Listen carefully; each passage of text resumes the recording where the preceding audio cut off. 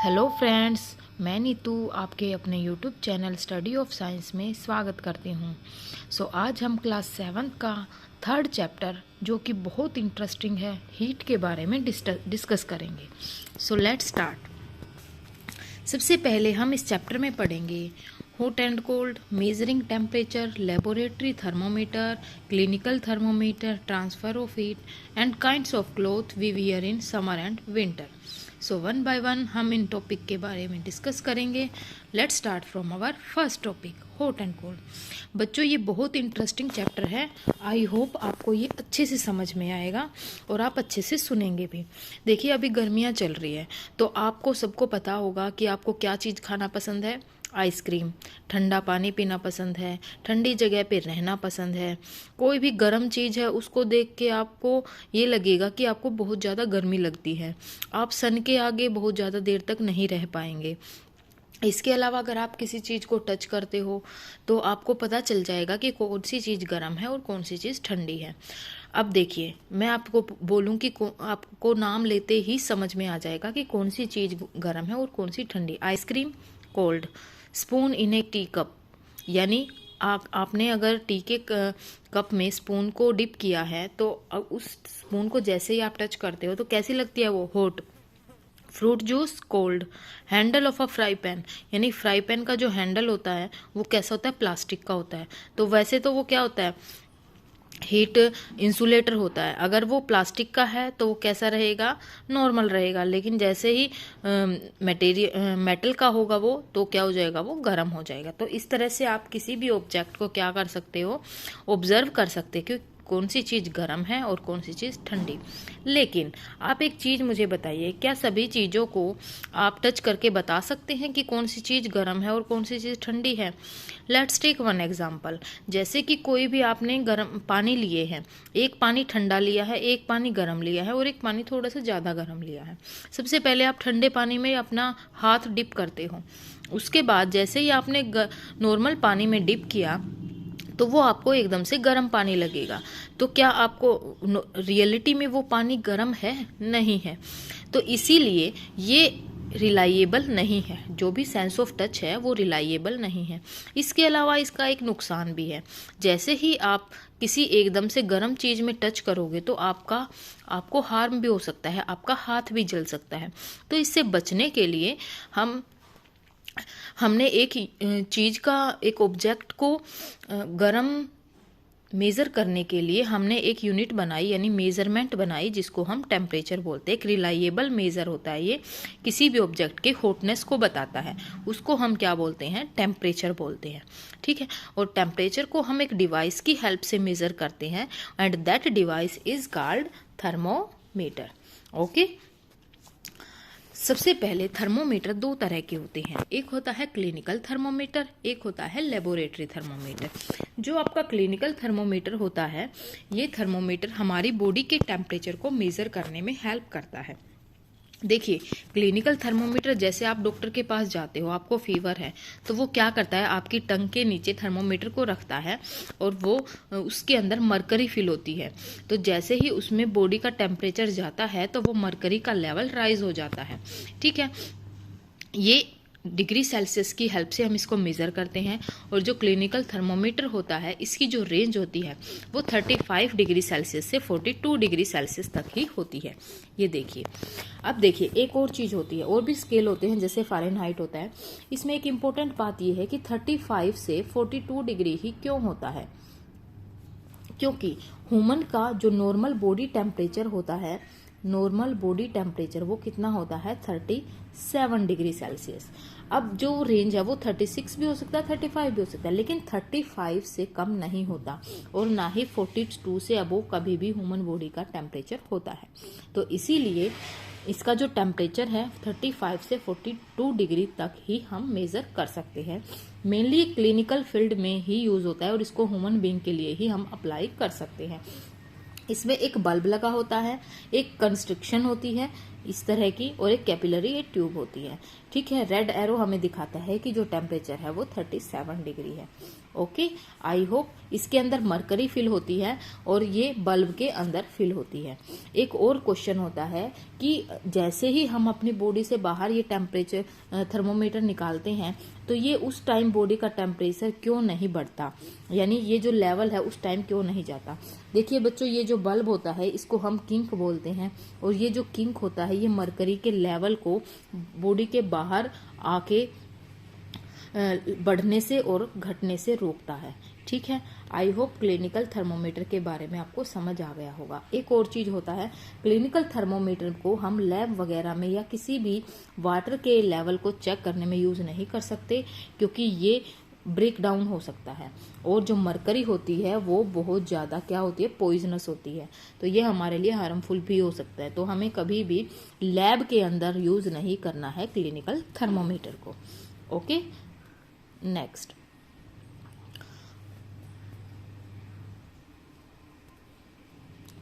अब देखिए पहले जो थर्मोमीटर यूज होते थे वो यूज होते थे ग्लास के, कांच के। ठीक है, इसमें बल्ब होता था, मरकरी होती थी, तो क्या होता था उसमें एक कॉन्शियसनेस रखनी पड़ती थी, ध्यान रखना पड़ता था कि जो मरकरी है अगर बाय चांस वो ब्रेक डाउन हो जाए तो मरकरी हमारे लिए हार्मफुल हो सकती है। तो आजकल जो थर्मोमीटर चले हुए हैं वो डिजिटल थर्मोमीटर चले हुए हैं, ये वाले। इनमें क्या होता है, नॉर्मली हम डिप करते हैं और जो बॉडी का टेम्परेचर है वो ये हमें नोट करके दिखा देता है। एक और चीज यहाँ पर देखिए, फ़ारेनहाइट लिखा हुआ है, इसमें सेल्सियस और फ़ारेनहाइट दोनों स्केल होते हैं मेनली, और जो फ़ारेनहाइट होता है, जो हमारी बॉडी का टेम्परेचर होता है, ये फ़ारेनहाइट में दिखाता है। ठीक है, यानी जो 37 डिग्री सेल्सियस होता है वो 97.8 फ़ारेनहाइट के इक्वल होता है। ठीक है, तो इस तरह से हम बॉडी का टेम्परेचर मेज़र कर सकते हैं। अब बॉडी का टेम्परेचर तो हमें पता चल गया, लेकिन किसी भी गर्म ठंडी चीज़ का टेम्परेचर हम कैसे मेज़र करेंगे? हाँ, वो करेंगे हम लेबोरेटरी थर्मोमीटर से। ये भी ऐसा ही होता है। इसमें क्या होता है, एक कैपिलरी ट्यूब होती है, स्टेम होता है, और हाँ ये डिफरेंट क्यों होता है उससे, क्योंकि इसकी जो रेंज होती है वो कितनी होती है, -10 डिग्री से। इसकी जो रेंज होती है वो -10 डिग्री से 110 डिग्री सेल्सियस तक होती है। ठीक है, इसको हम लैब के अंदर यूज करते हैं, और ये भी ग्लास का ही बना होता है। इस ग्लास में मरकरी फिल होती है। इसके अलावा ये इसकी जो लेंथ होती है वो क्लिनिकल थर्मोमीटर से थोड़ी बड़ी भी होती है।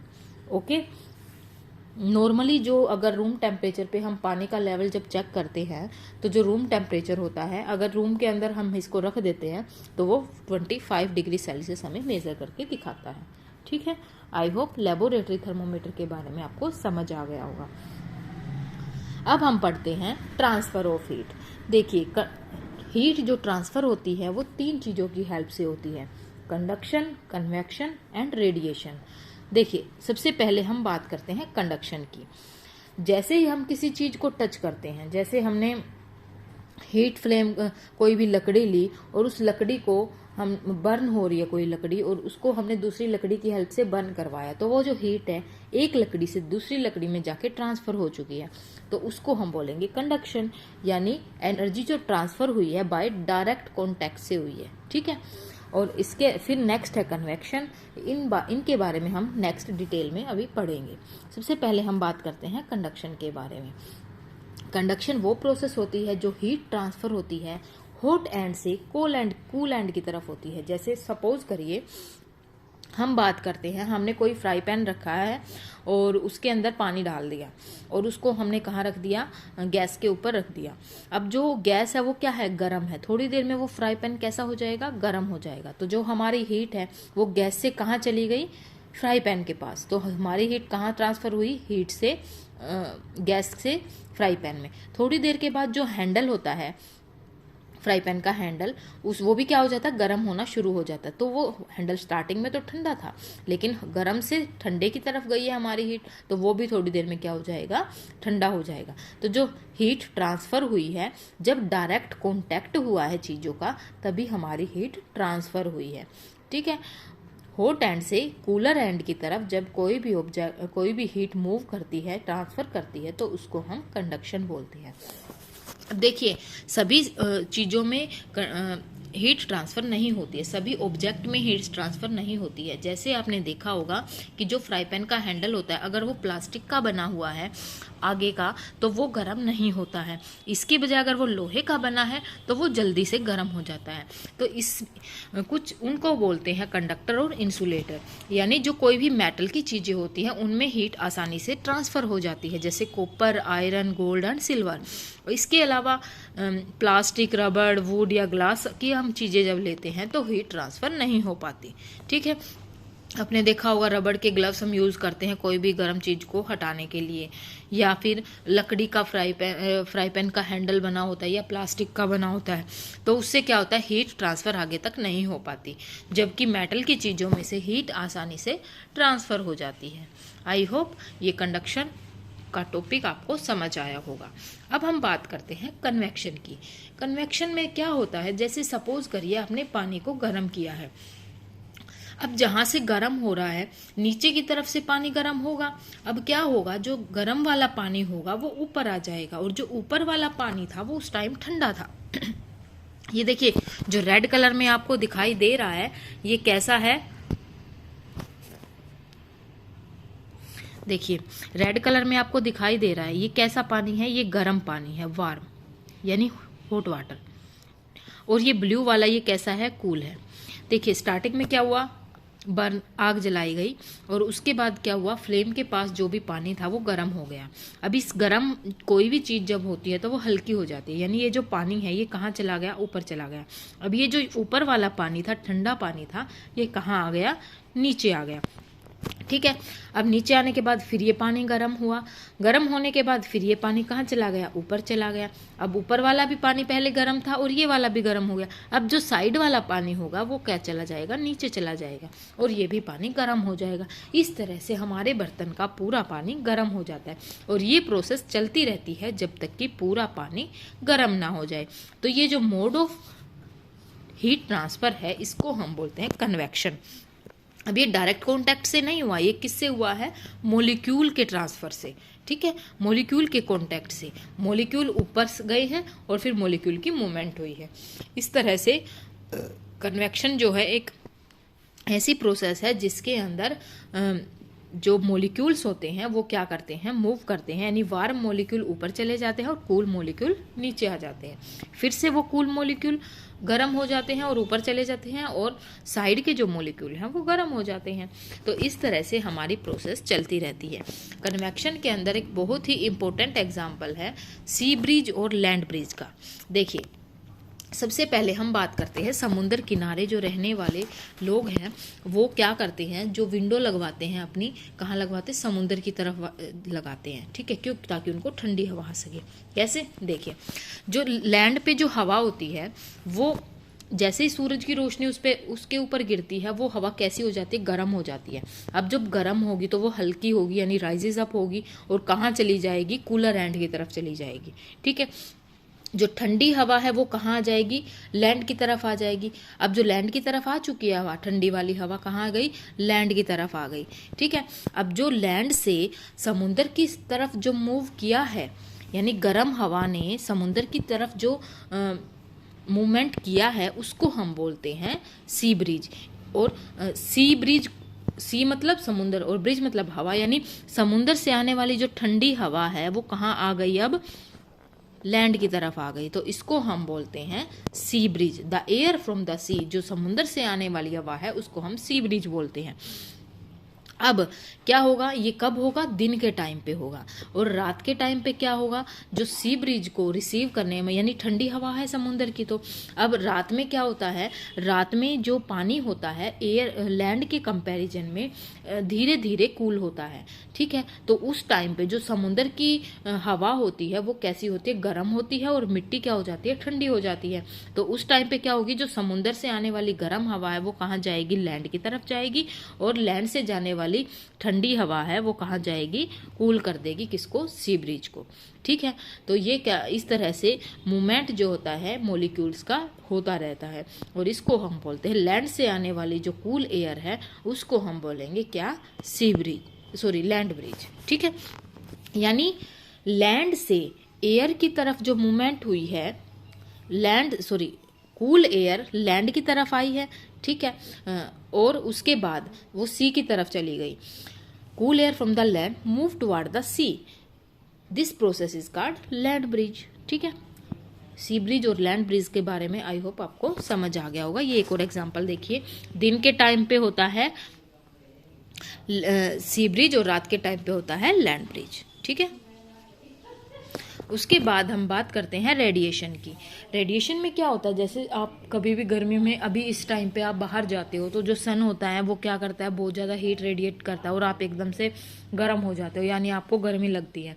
तो इसमें कोई भी कंडक्शन या कन्वेक्शन नहीं होता है। इसमें क्या होता है, तीसरी प्रोसेस होती है, दैट इज़ रेडिएशन, यानी सन से हीट जो मिलती है वो दूसरी प्रोसेस से आती है और उसका नाम है रेडिएशन।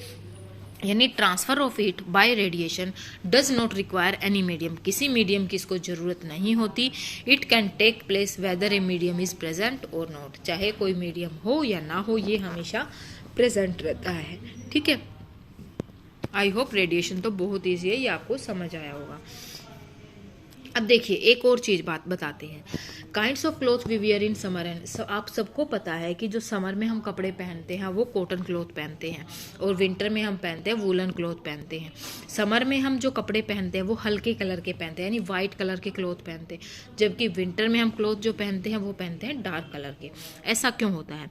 देखिए जो लाइट कलर होता है वो क्या करता है, हीट को रिफ्लेक्ट कर देता है। वाइट कलर हीट को, सनलाइट को रिफ्लेक्ट कर देता है और हमारे अंदर हीट नहीं आ पाती, ठीक है, हमें गर्मी नहीं लगती, हमें कम गर्मी लगती है। एक और चीज़ है, यानी अगर हम डार्क कलर के कपड़े पहन के गर्मी में जाएंगे तो वो सारी हीट को एब्जॉर्ब कर लेगा और हमें ज़्यादा गर्मी लगेगी। इसीलिए हम विंटर में क्या पहनते हैं, डार्क कलर के कपड़े पहनते हैं ताकि हमें गर्मी मिले, ठीक है। एक और इसका डेली यूज़ बताते हैं, जैसे जो छतें होती हैं गर्मियों में अगर हम उस पर वाइट पेंट कर दें तो जो रूम्स होते हैं यानी जो हाउसेज होते हैं वो कैसे रहते हैं, वो ठंडे रहते हैं, ठीक है। इसका मेन रीज़न यही है, ये क्या करते हैं, रिफ्लेक्ट कर देते हैं सनलाइट को। अच्छा एक और क्वेश्चन है कि जो वूलन क्लॉथ होते हैं वो हमें वार्म क्यों रखते हैं सर्दियों में? देखिए जो विंटर में हम क्लॉथ पहनते हैं वो कौन से क्लॉथ पहनते हैं, वूलन क्लॉथ पहनते हैं। क्यों पहनते हैं? क्योंकि जो वूल होता है ये हीट का पुअर कंडक्टर होता है और ये क्या कर लेता है, हीट को अपने अंदर ट्रैप कर लेता है।